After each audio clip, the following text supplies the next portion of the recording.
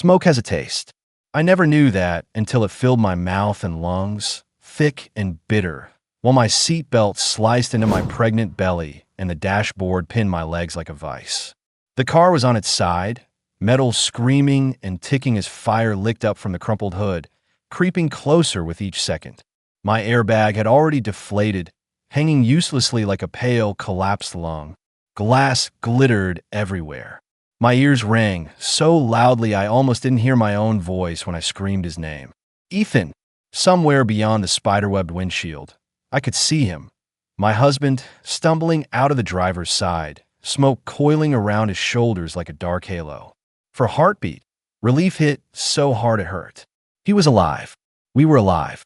We just had to move, get out, call for help. Then he turned. He saw the flames. He saw me upside down, trapped, coughing, one hand pressed over the curve of the baby we'd made together. And in that fractured, impossible moment, as orange light flashed across his face, I watched something I could never unsee. My husband weighed my life against something else, and I realized I wasn't the only thing burning. The first time the world caught fire around me, I remember thinking absurdly that I still hadn't picked a name for my daughter. Heat pressed against my cheeks, heavy and suffocating, and the smell of burning plastic filled my lungs like poison. Somewhere above me, glass hissed and cracked. The airbags had already deflated into limp, powder-dusted ghosts. My seat belt cut into my collarbone, pinning me in place. I could not move my legs. I could barely breathe.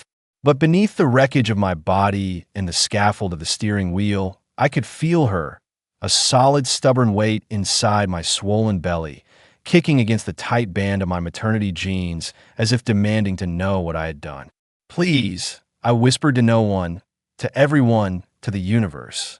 Please, not her.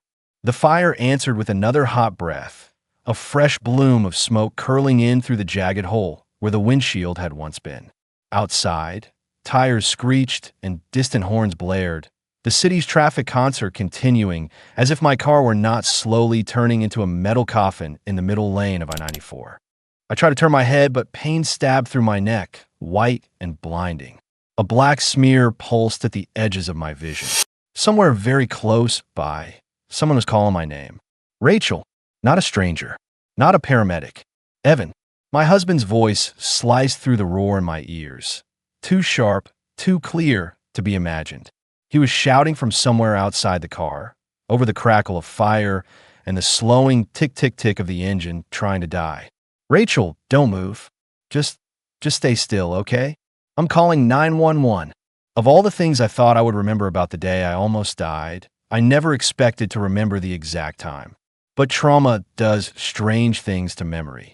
It etches some details in acid and lets others float away like smoke. It was 3:07 p.m. on a Tuesday in October.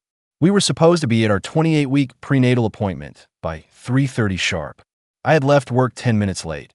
Evan had insisted on driving because I looked tired, which was his new word for anxious since I'd started waking from dreams with my heart sprinting like I'd run a marathon. The sky had been the pale, washed-out blue of early autumn. The roads had been dry. There had been no reason for any of it to go wrong. Until, suddenly, everything did. One moment we were arguing lightly over whether my mother should come stay with us for the last month of the pregnancy. She'll smother you, Evan had said, drumming his fingers on the steering wheel. And frankly, she'll smother me. And the next, there was a flash of silver in my peripheral vision. A pickup truck drifting lazily across the dividing line. I remembered the horn blasting, Evan's hands jerking the wheel, the world spinning sideways. Then the sickening, grinding crunch of metal against metal, the scream of shattering glass, and the fierce, invisible hands of momentum hurling my body forward while the seatbelt tried to slice me in half. I did not remember the impact with the guardrail, not clearly. Just the sense of my insides slamming against my bones. Just the sudden animal terror that I had failed in the one job that mattered. Keeping the tiny, beating heart inside me safe. When I opened my eyes again, the car was tilted at a grotesque angle, nose down, pinned between the mangled truck and the concrete barrier.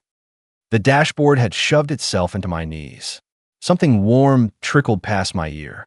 The air was thick with the white dust of exploded airbags, and the thicker, uglier reek of gasoline. And the fire had already started. Now, minutes or seconds or hours later, still trapped, I could see the flames licking up from beneath what used to be the hood, wrapping greedy fingers around the crumpled metal. Heat radiated through the firewall, searing my shins, making my skin prickle and blister. Every inhale was a battle against the smoke. Every exhale carried a copper tang. "Evan," I croaked, trying to see him through the spiderweb of cracked glass and rising blackness. "Help me." The baby. He appeared in my peripheral vision, a blur of navy jacket and dark hair, his phone pressed to his ear. He was standing a few feet away from the front of the car, far enough that the heat didn't touch him. His eyes were wide, fixed on the flames. "They said to wait," he shouted, as if I had challenged him. "They said not to move you in case you have spinal injuries. The ambulance is on its way, Rachel. Just hold on." I might have believed him. I might have trusted that explanation. Before that day, I trusted so many things about Evan. I had trusted the way he held my hand in the ultrasound room when we first heard our daughter's heartbeat, a quiet astonishment in his eyes. I had trusted the spreadsheets he made of our future expenses, diapers, daycare, college funds, retirement, his anxious diligence a mirror to my own. I had trusted the way he talked about our family, always in the plural, as if he, I, and the squirming little mystery inside me were a single unit. But fear does something to a marriage that polite dinner parties never reveal. It strips away all the practice smiles and shared stories and leaves you with whatever is underneath. "Evan," I said again, louder this time, though it scraped my throat raw. "You have to get me out." He took a small step backward. Behind him, other cars were slowing, drivers staring, phones held up like shields. Someone shouted that they had a fire extinguisher. Another voice, firm, authoritative, yelled something about staying back, about the risk of an explosion. The chorus of panic rose and fell around us, but the only person close enough to touch me was my husband. He did not move forward. Our eyes met through the cracked windshield, and in that suspended breath between one decision and the next, I saw something I had never seen in his face before. Not love, not courage, calculation. It was gone in a heartbeat, replaced by a mask of horror and helplessness. But once you have seen the truth in someone, you cannot unsee it, even if you spend the next 2 years trying. Somewhere deep inside me, my daughter kicked again, a sharp, protesting thud against my ribs as if to say, "Choose." The sound of distant sirens threaded through the chaos, growing louder with every second. Smoke clawed down my throat, making my eyes stream, blurring the edges of Evan's silhouette. In that narrowing tunnel of vision, I realized there were only 2 stories my child could inherit. That her mother died waiting for someone else to be brave, or that she finally understood the cost of loving a man who would not walk through fire for her. Either way, this moment would define. If this was how I died, it would also be how I finally learned who my husband really was. The first thing Evan did was look at his watch. It was such a small movement that I almost missed it, but the absurdity of it burned itself into my mind with perfect clarity. While fire crept closer and smoke thickened the air, my husband lifted his wrist and checked the time, as if this disaster needed to be slotted neatly into the rest of his afternoon. "Evan," I said, my voice breaking into pieces. "It's getting hotter." "I know." He snapped too quickly. He lowered his arm and wiped his free hand on his jeans, smearing soot along his thigh. I know." The flames surged, licking higher now, a violent orange tongue curling around the hood and reaching toward the windshield. Heat pressed in like a living thing, setting my skin buzzing, my leg muscles spasming where they were trapped beneath twisted metal. Something popped sharply near the engine block, and Evan flinched, stepping back another half step. I saw it again. That calculation. Not about me, but about risk. I had seen that look before, though I hadn't known how to name it. In the weeks after we found out I was pregnant, when I suggested switching health insurance plans, and Evan frowned at the premiums. When I talked about taking unpaid maternity leave, and he stared too long at the numbers on his laptop.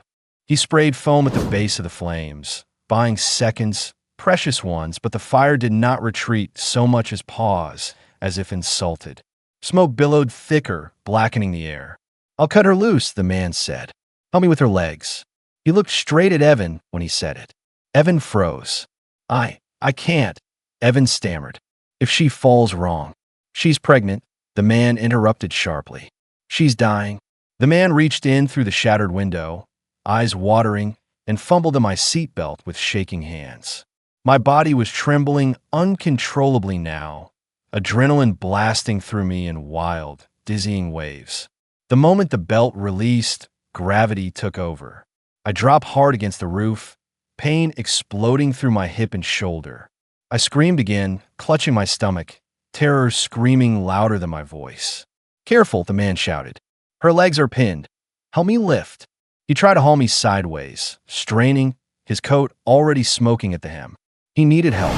Anyone could see that. Evan took another step backward. I can't, he repeated. Louder now. Firmer. I can't be responsible if... The man stared at him in disbelief. Are you serious? He shouted. Evan didn't answer. He turned his head away, shielding his face as heat flared again, bright and vicious.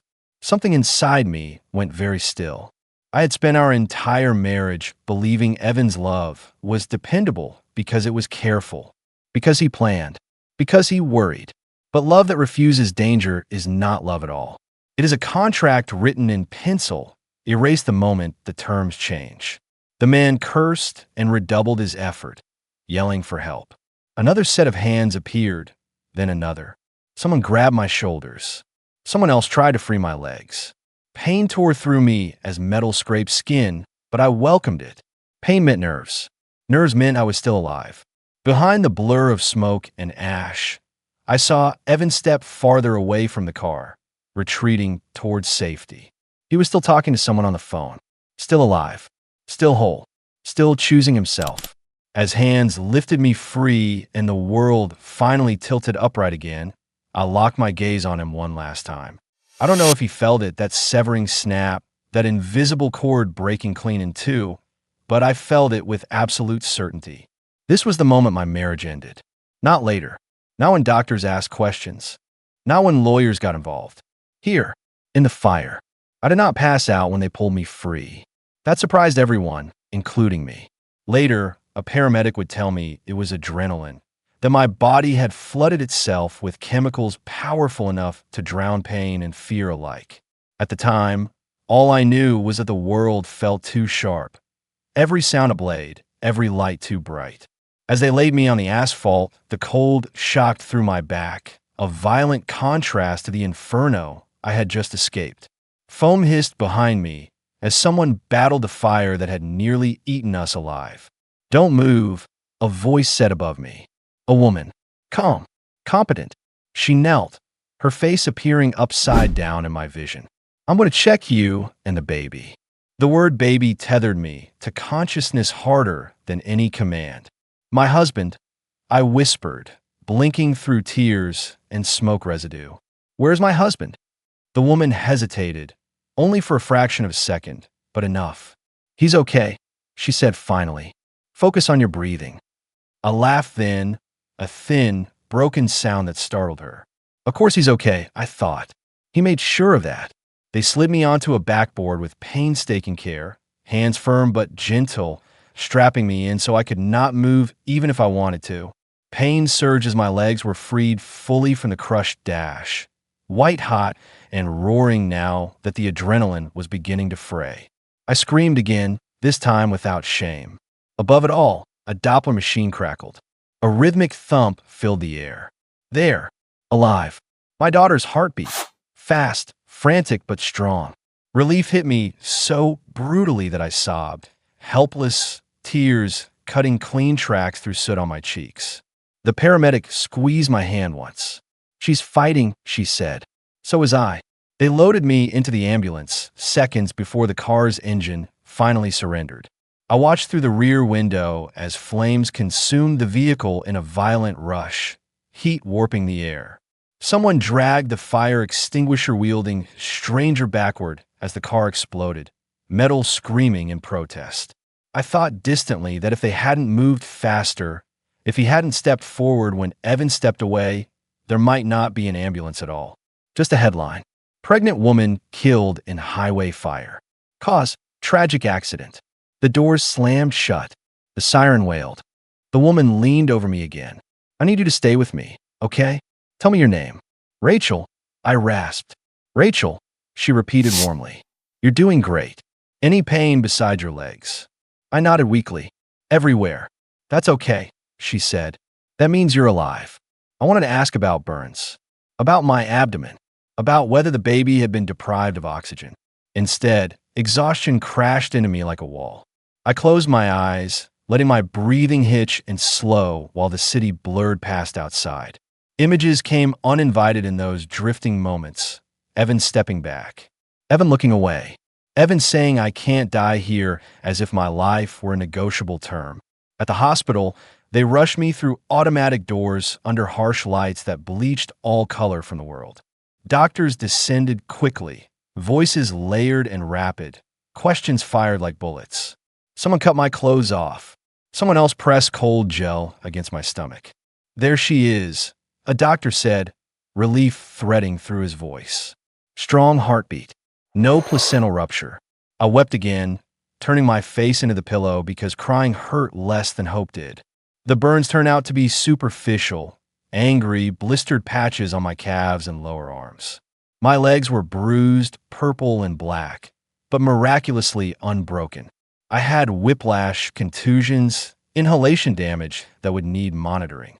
But my daughter, my stubborn, miraculous daughter, was alive and unhurt. That was the story the doctors told my parents when they arrived, shaking and pale. That was the story the nurses repeated gently, as if afraid it might vanish if spoken too loudly.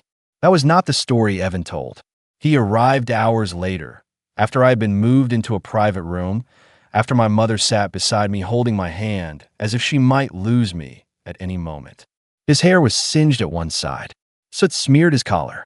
Anyone seeing him would have thought he'd been through hell.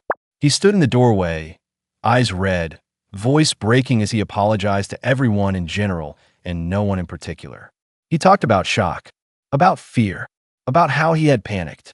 I thought the car would explode, he said, hands shaking. I thought if I went back. I turned my head away. I could not look at him without seeing the fire reflected in his eyes. Not flames of devotion, but of self-preservation. Rachel, he whispered, please. Something in his voice meant he wanted absolution more than understanding. I gave him neither. The police came next, then an insurance adjuster. Then, quietly, a state trooper who asked careful questions and wrote things down slowly, his pen pausing when my mother interrupted to recount what witnesses had already told her in the waiting room. That Evan had stepped back, that strangers had stepped forward, that the man in the tan coat had burned his hands pulling me out while Evan stood watching, phone in hand. I listened without reacting, numbness wrapping my ribs tight. I did not contradict anyone. I did not defend Evan. The truth did not need me to decorate it. Later that night, when the room finally emptied and the beeping machines became my only companions, I lay awake staring at the ceiling. Evan slept in the chair, his head tilted back awkwardly, mouth slightly open. I studied him the way one studies a stranger on public transport, curious, detached, unfamiliar. Pregnancy had taught me many things. How to endure discomfort. How to make room for fear without letting it decide everything. How to love something more than myself. Fire refined the lesson. It stripped the lie from my marriage and left only residue. A man who would not risk himself for me, and a woman who had survived despite him. I placed my hand over my belly, feeling a faint flutter beneath my palm. I've got you, I whispered to my daughter. No matter what. And for the first time since the crash, I believed it completely. By the third morning in the hospital, Evan had learned how to cry on cue. I noticed it the way one notices a pattern after repetition. The slight hitch in his breath before the tears arrived, the way he angled his face so nurses approaching the room would catch the full effect. His voice would fracture just enough, his shoulders would sag, and people would soften instinctively. Grief, when performed well, invites forgiveness without having to ask for it. He's in shock, I heard one nurse whisper to another outside my curtain.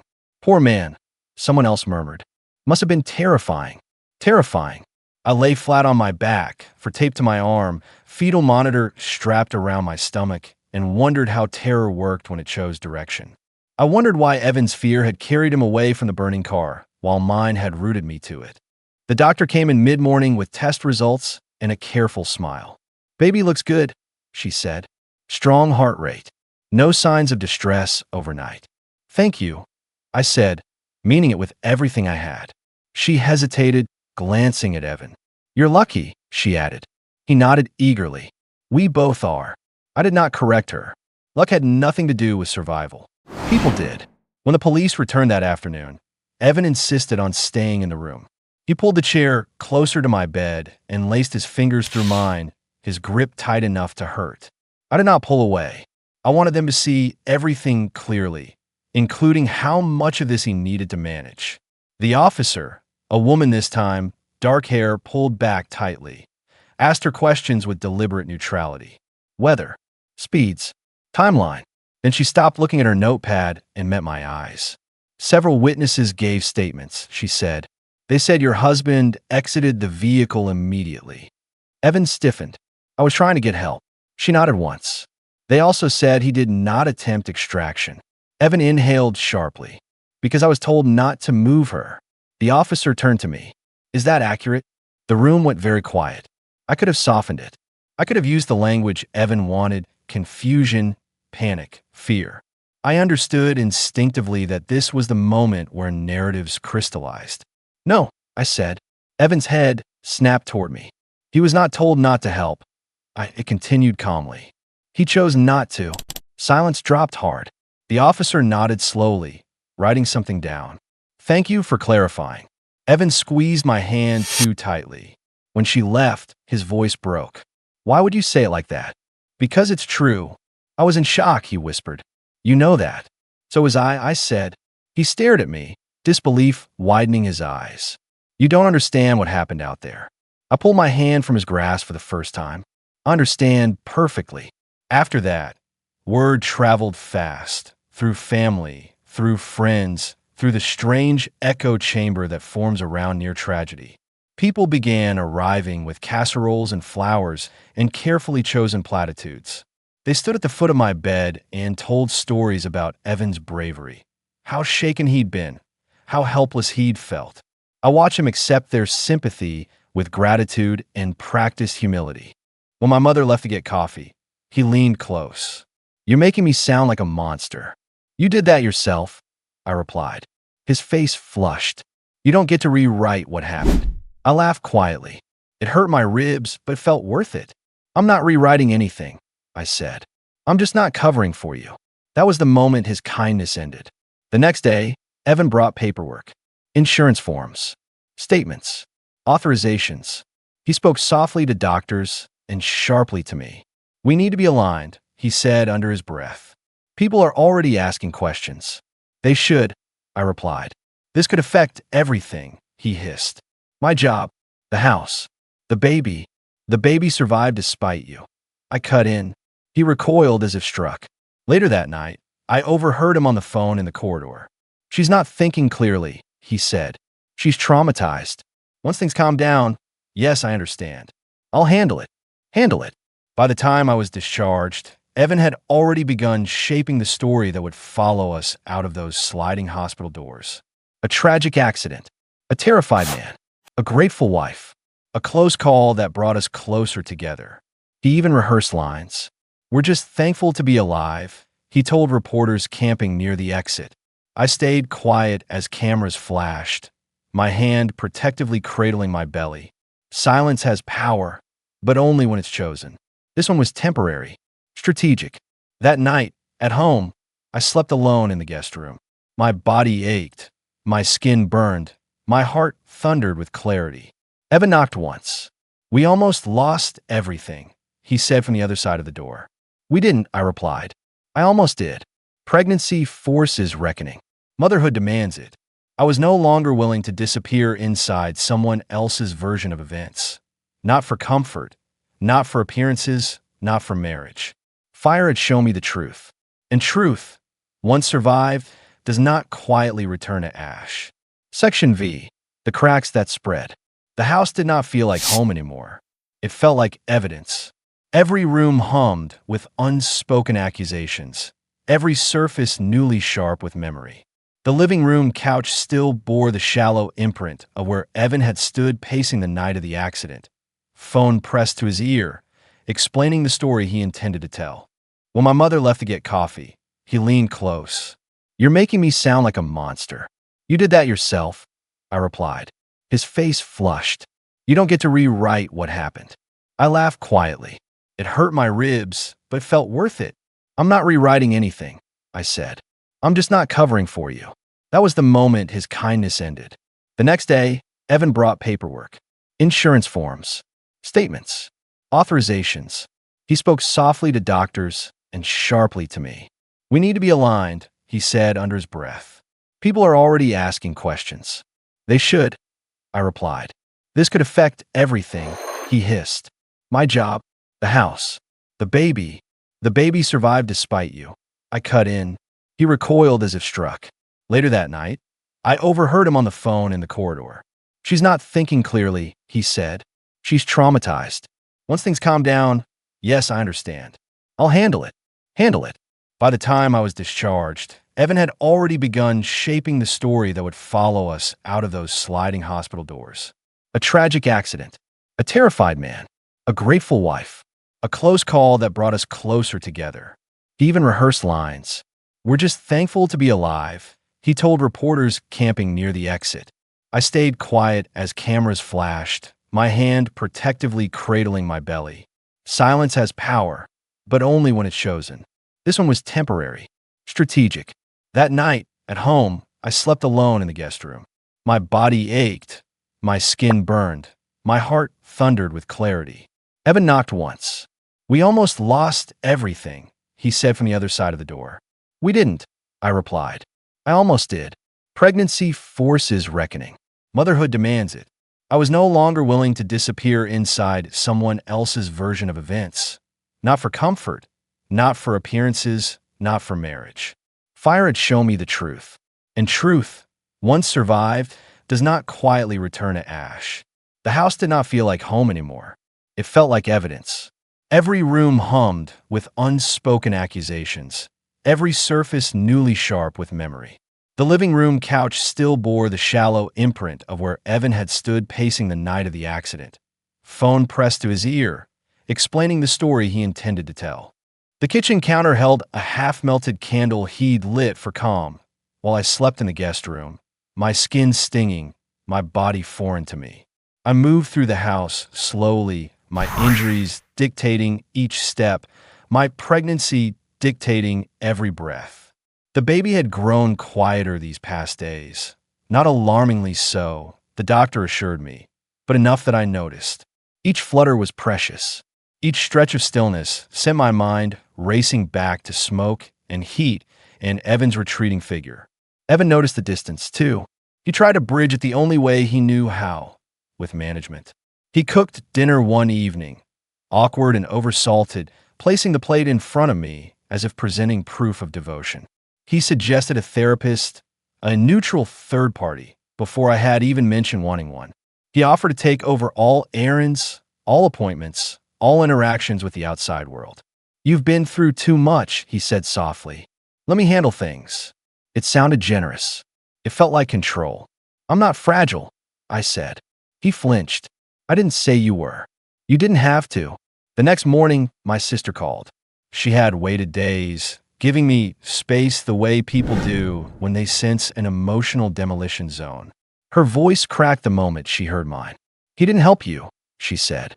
Not question. "No," I replied. There was a long pause. Then, quietly, "I knew something like this would happen." That surprised me. "Why?" "Because," she said carefully, "Evan always loved you when loving you didn't cost him anything." The truth settled deep, heavy but unmistakable. Later that week, a man knocked on the door. He introduced himself as Mark, the stranger in the tan coat, the man who had burned his hands pulling me out of the wreck. Evan stiffened visibly when he saw him. "I just wanted to check on you," Mark said, eyes kind, voice steady. "The hospital told me you were discharged." "Come in," I said before Evan could speak. Mark sat at our dining table, his bandaged hands folded neatly in front of him.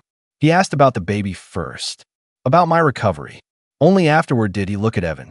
"You should be grateful," Mark said plainly. "It was close." Evan nodded too quickly. "I am. I really am." Mark studied him for a moment longer than comfort allowed. Then he turned back to me. "If you ever need a statement," he said quietly, "I'll give it. I already told the police what I saw." My chest tightened. "Thank you." After he left, Evan exploded. "Why did you let him inside?" "Because he saved my life. You're letting him paint me as a villain." I stared at him, astonished. "You did that yourself." His face darkened. "You're punishing me." "No," I said. "I'm observing you." That night, he didn't knock on the guest room door. Instead, he slept in our bed and left it untouched, as if maintaining the illusion of us required physical proof. The next blow came quietly. I found the document on the printer, an insurance statement Evan had printed and forgotten to shred. It included a summary of recorded witness accounts. My name, his name, and a line that stopped my breath entirely. Driver exited vehicle immediately. No attempt made to assist passenger. Evan had requested a revision. I confronted him in the kitchen, paper shaking in my hand. "You try to change the record." His lips pressed into a thin line. "It was inaccurate. It was true. You don't know that. I lived it." He slammed his palm on the counter. "Do you have any idea what this could do to me? To us?" I placed my hand over my belly instinctively, a reflex sharpened by fear. "You're worried about reputation," I said slowly. "I was worried about dying. Silence stretched, brittle, and dangerous. "You're not thinking rationally," he said finally. And there it was, the oldest weapon. The implication that pregnancy, trauma, emotion, all disqualified my perception of reality. "I'm thinking more clearly than I ever have," I replied. "And you're terrified of that." He laughed without humor. "You're imagining things." That night, I packed a bag. Slowly, carefully, each movement deliberate. I called my sister. She didn't ask questions. She just said, "I'm on my way." When Evan realized what I was doing, he stood in the doorway. "If you leave," he said, "don't come back." I looked at him, really looked, at the man who had stepped away from fire, at the man who tried to erase that choice afterward. "I already left," I said. The door closed behind me with a sound softer than expected. Outside, the air was cool, clean, blessedly free of smoke. I rested a hand on my belly and felt the baby shift, awake and present and alive. For the first time since the crash, the fear loosened its grip. I was not running from my marriage. I was walking toward survival. The lawyer did not look surprised when I told her my story. That unsettled me more than disbelief would have. I had expected questions, skepticism, at least a pause where she assessed whether I was exaggerating under the weight of trauma. Instead, she nodded slowly, pen moving and clean, precise strokes across a yellow legal pad. "This happens more often than people want to admit," she said. "Crisis reveals character. Courts don't measure courage, but patterns matter." We were sitting in her office, walls lined with framed degrees and newspaper clippings. Through the window, autumn leaves drifted lazily to the sidewalk below, oblivious to how violently my life had tilted off course. "I don't want revenge," I said. "I want the truth documented." She capped her pen. "Those are rarely separate." The divorce petition was drafted that afternoon. Cold language, neutral language, words that reduced a marriage to property lines and custodial intent. I read every sentence carefully, my hand resting on my belly as if anchoring myself to something real. When I signed, there was no rush of freedom, only relief that the truth had finally been committed to paper where Evan could not revise it. Evan reacted exactly as the lawyer predicted. He called 3 times, then 6, then left voicemails that shifted from pleading to indignant to sharp with accusation. He texted apologies threaded tightly with defensiveness. I didn't have time to think. "You don't know what would have happened if the car exploded. You're letting outsiders poison your view of me." I stopped listening after the 3rd message. The court ordered a temporary separation agreement within days. Evan's attorney protested, citing emotional distress on his client's part. The judge's expression did not change as she read the witness statements aloud. Marks, the truck drivers, two bystanders who had filmed the fire before putting their phones away to help. Distress, the judge said evenly, does not excuse inaction. I slept better that night than I had since the accident. The pregnancy entered its final trimester with a mixture of anxiety and fierce resolve.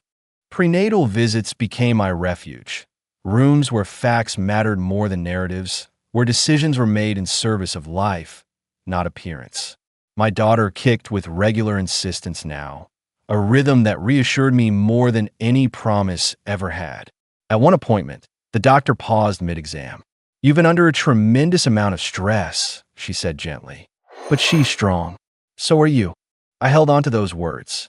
Evan attempted reconciliation through mediation. He wanted shared language in the divorce filing. Irreconcilable differences, he suggested. Clean, bloodless. "No," I said. "Negligence has a name." That word followed us into court like a shadow. The final hearing was quiet. No cameras, no spectators, just two attorneys, a judge, and the remnants of what Evan still insisted on calling a misunderstanding. "I panicked," he said under oath. "I regret it every day." Regret, I had learned, was a feeling, not a corrective action. When my client was trapped in a burning vehicle, my lawyer asked calmly, "Did you attempt to free her?" "No," Evan admitted. "Did you seek assistance from bystanders?" "No." "Did you prioritize her survival over your own safety?" His silence answered. The judge's ruling followed swiftly. Full physical custody awarded to me upon birth. Supervised visitation to be determined later. Divorce granted on grounds of abandonment under duress. The word rang through the courtroom like a gavel in my chest. Abandonment. I went into labor 6 weeks later. Early morning, the pain sharp but purposeful. My sister drove me to the hospital while dawn stretched pale across the horizon. There was no fire this time. No panic. Just focus. "She's ready," the nurse said after hours that felt both endless and fleeting. When my daughter was placed on my chest, crying and slippery and impossibly real, something in me sealed shut without regret. I named her Claire. Clear, bright, unhidden. Evan was not there. He met his daughter weeks later in a sterile visitation room under supervision. He did not hold her. He looked at her as if trying to reconcile her existence with the story he had told himself. I watched without anger, without satisfaction. Outside the courthouse that day, I breathed in cold winter air and felt something settle. Not peace exactly, but alignment. Fire had revealed him. Ink had confirmed it. And motherhood had rewritten me. And I understood, with steel certainty, that I would never step away from her.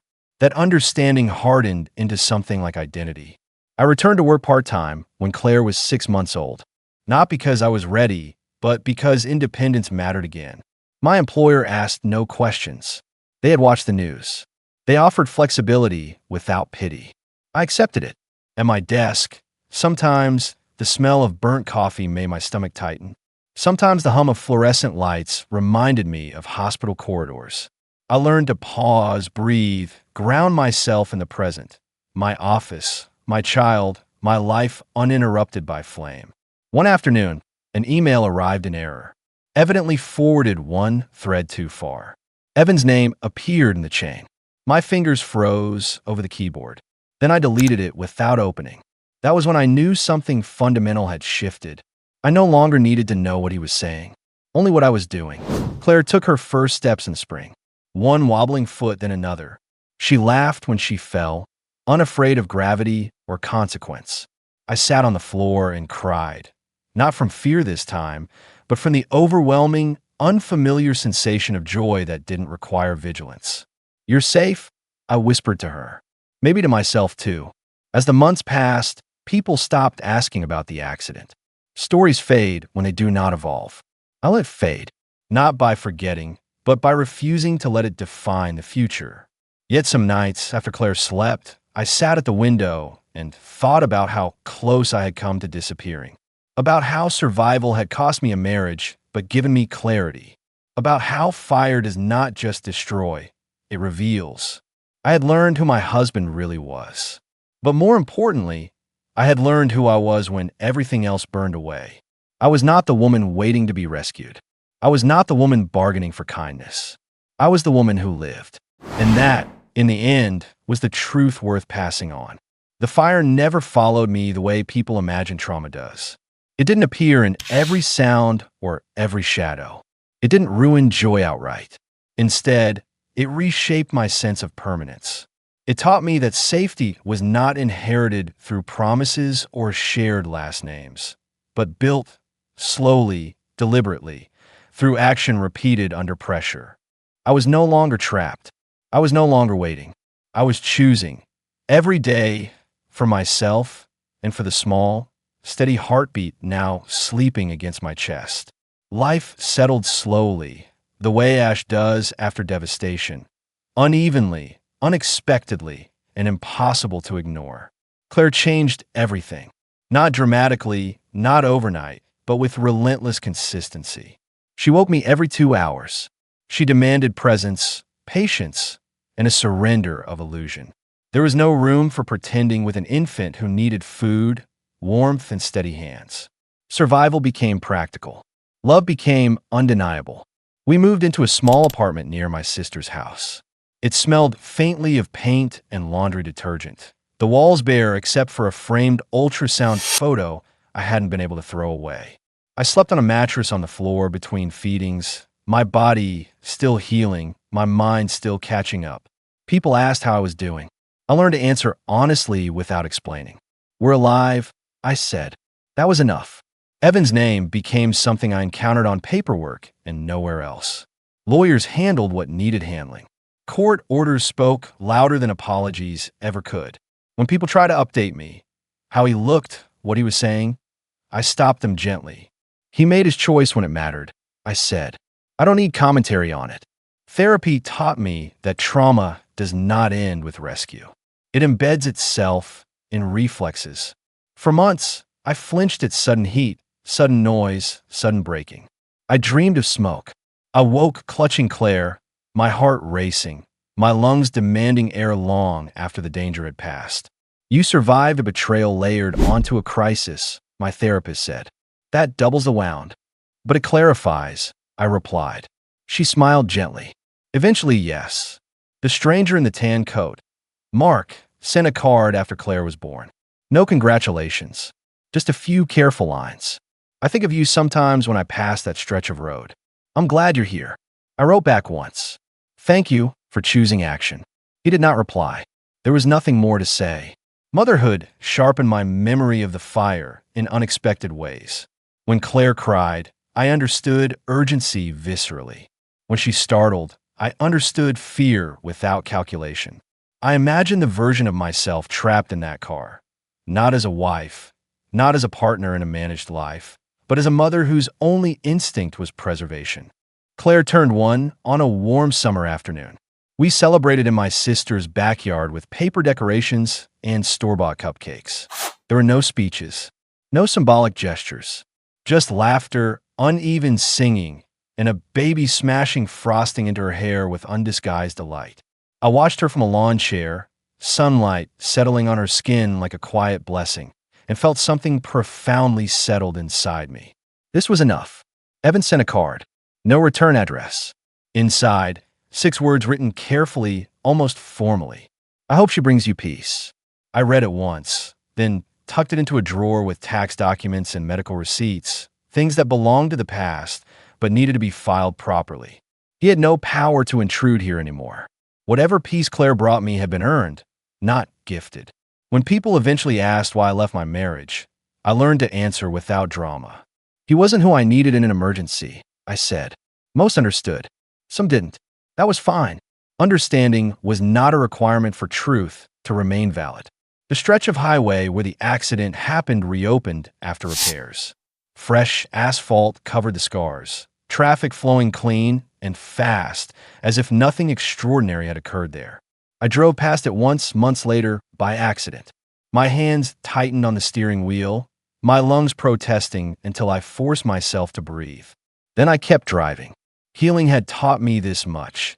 Revisiting the site of pain was not obligation. Survival did not require reenactment. Work resumed fully by the time Claire was 18 months old. I accepted a promotion I would have declined once, no longer shrinking to accommodate a partner's comfort. Daycare mornings were hard. Evenings were chaotic. My life was not elegant, but it was honest. Sometimes late at night, I wrote. I wrote not for publication, not for justice, but for memory. I wrote down what it felt like when Evan stepped back, what it sounded like when the engine popped, what certainly felt like when it clicked into place and changed me forever. Fire, I learned, does not ask permission to teach. One evening, while cleaning out the closet, I found the maternity dress I had worn the day of the accident. The hem was still singed, the fabric stiff with smoke residue. I held it for a long moment, heart steady, then folded it carefully and placed it back into the box. Not trash. Claire watched from the doorway, clutching a stuffed rabbit. "What's that?" she asked, her words still soft around the edges. "Something that helped me learn," I said. She nodded solemnly, satisfied. That was the closest I ever came to telling her the story. As she grew older, I paid attention to the lessons I modeled without words. I showed her how to speak plainly, how to leave rooms that made her small, how to value actions over apologies, how bravery did not always roar, but it always moved forward. People still romanticize survival when they heard parts of my story. They call me strong, resilient, inspiring. I let the words pass without rooting in me. Strength had not saved me. Clarity had. Love that hesitates at danger is not love. Safety that depends on silence is not safety. These truths were not bitter. They were grounding. On the third anniversary of the accident, I took Claire to the beach. She ran toward the water without fear, laughing when the cold waves reached her ankles. I watched her carefully, not because I was afraid, but because attention is care and care is choice. I realized then that the fire had not given me a story to retell endlessly. It had given me a boundary I would never again cross. I would never beg someone to save me. I would never mistake avoidance for love. I would never confuse fear with protection. If danger came again, and it always does, in some form I knew exactly who I would be. The woman who stayed. The mother who chose action. The person who did not look away.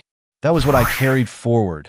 Not trauma, not bitterness, not even anger, but an unshakable alignment between truth and self. And for the first time in my life, that alignment felt like peace that could not be burned away. I used to think survival was the loud part of the story. The crash, the fire, the choice that split one life into before and after. I was wrong. Survival is brief. What lasts is what comes after. What remains when the adrenaline fades and no one is watching anymore. Claire is 6 now, old enough to ask careful questions, young enough to accept simple answers. She knows her father lives elsewhere. She knows adults sometimes fail each other. She does not know about the fire, about the moment where one decision revealed the truth of a marriage. And she doesn't need to. Children inherit what we choose to pass on, not what we endure in silence. Some evenings, after she falls asleep, I sit alone in the quiet of our home and think about how close I came to disappearing. Not just physically, but as myself. I think about the woman I was then, trapped and screaming a name she trusted. I don't judge her. She loved the best way she knew how. But I no longer confuse love with loyalty at any cost. Over time, the world stopped asking about Evan. His absence settled into the background of my life, unremarkable and finally irrelevant. I did not follow his path or measure his regret. Accountability is not something I need to witness to believe in. Consequences do their own quiet work. What mattered, and still does, was how completely I stepped into my own responsibility afterward. I learned to trust my instincts again, slowly at first, then without apology. I learned that fear does not mean weakness. It means awareness. That walking away is sometimes the bravest act. That choosing your own life does not make you cruel. It makes you honest. The fire took a marriage from me. It gave me clarity, and clarity endures. There are days I forget the sound of metal tearing, the smell of burning upholstery, the shock of realization. Trauma fades when you refuse to rehearse it, but the lesson stays. It settles in a bone and breath. If danger ever rises again, and I know now that it will, I won't wait to see who hesitates. I won't bargain. I won't hope character will appear where it already failed. I will act, not out of fear, but out of alignment with who I became when everything unnecessary burned away. This is not a story about betrayal, or even about survival. It's a story about recognition. The moment you see, with terrifying clarity, who someone is when it counts, and who you are when you refuse to accept less than that. I did not lose my husband in the fire. I gained myself, and that is what remains.